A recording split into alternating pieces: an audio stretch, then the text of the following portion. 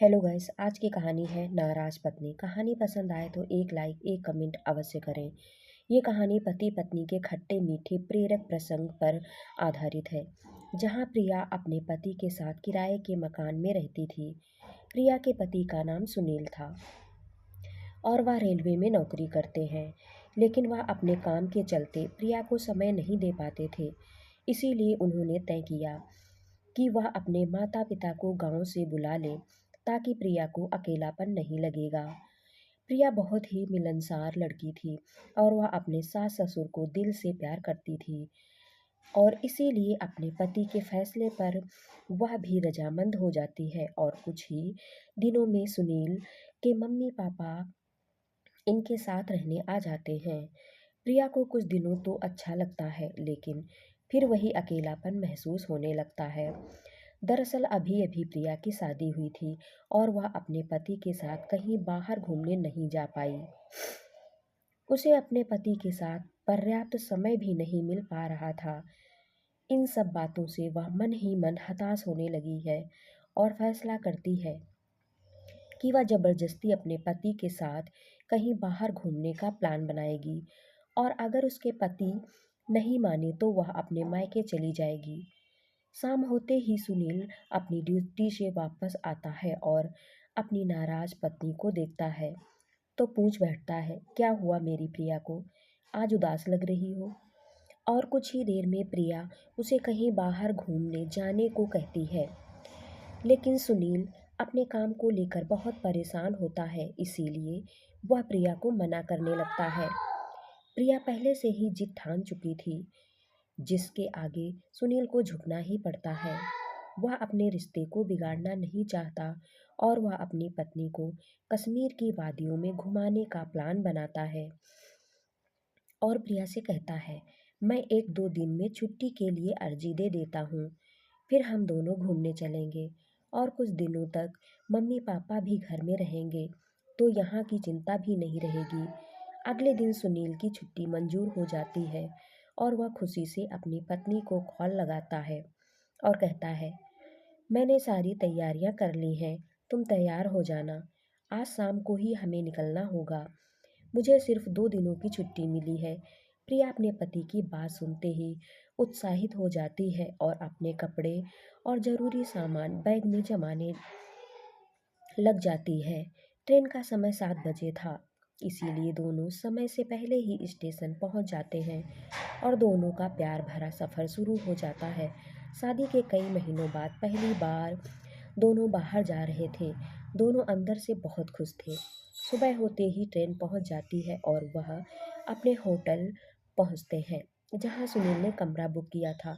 दोनों तैयार होकर कश्मीर की पहाड़ियों में घूमने का प्लान बनाते हैं। मौसम बहुत ठंडा होता है, इसीलिए दोनों ने ठंड से बचने के लिए गर्म कपड़े भी पहन रखे थे। पहाड़ी में चढ़ने के लिए बहुत से लोग आए होते हैं और सभी के साथ सुनील और प्रिया भी शामिल हो जाते हैं। कुछ दूर चलने के बाद प्रिया को थकान महसूस होने लगती है और वह अपने पति से कहीं आराम करने को कहती है। सुनील भीड़ से हटकर एक पेड़ के नीचे अपनी पत्नी के साथ बैठ जाता है। कुछ देर बाद दोनों फिर से अपना सफ़र प्रारंभ करते हैं, लेकिन प्रिया और आगे नहीं जाना चाहती है और वह सुनील से कहती है, मुझे ऊपर नहीं जाना है। लेकिन सुनील अपनी पत्नी को पहाड़ी के ऊपर का नज़ारा दिखाना चाहता था।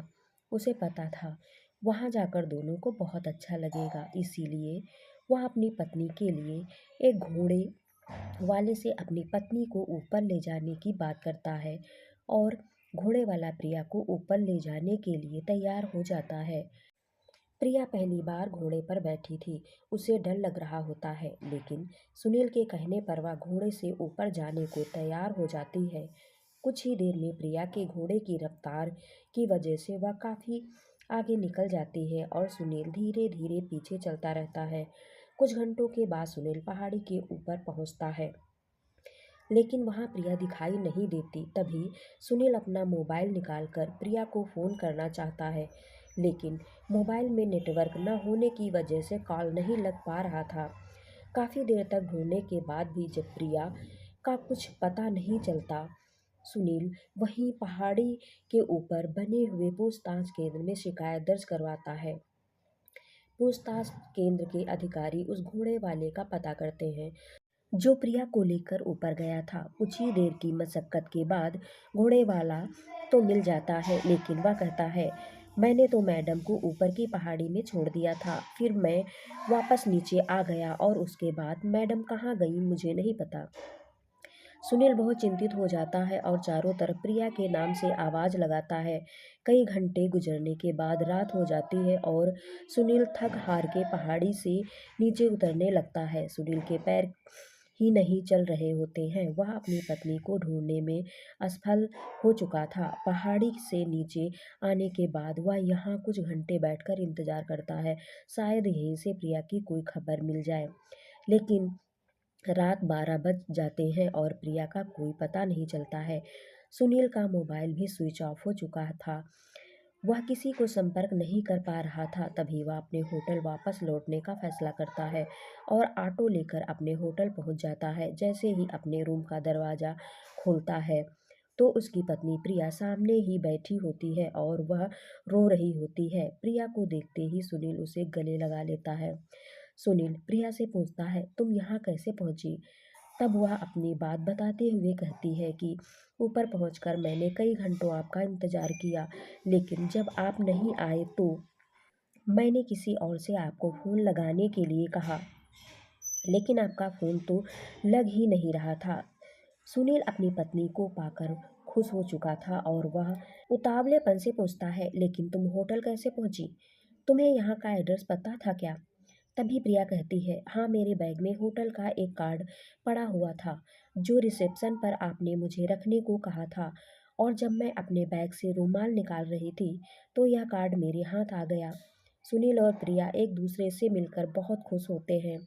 उन्हें देखकर ऐसा लगता है जैसे कई वर्षों के बाद बिछड़े हुए दो प्रेमी मिले हों। होटल के सभी लोगों को दोनों के गुम होने की कहानी पहले से ही पता होती है, इसीलिए सभी दोनों के मिलने पर उत्साहित हो रहे होते हैं और उनकी खुशी को बढ़ाने के लिए होटल का मैनेजर उनके ट्रिप को फ्री कर देता है और वह अगली बार आने के लिए स्पेशल ऑफर देता है और दोनों अपने घर वापस लौट आते हैं और कश्मीर में हुई घटना के बारे में सोचकर बहुत हंसते हैं और अपने घर लौट आते हैं। तो दोस्तों, ऐसी ही कहानी सुनने के लिए चैनल को सब्सक्राइब, वीडियो को लाइक एंड शेयर अवश्य करें। Thanks for watching.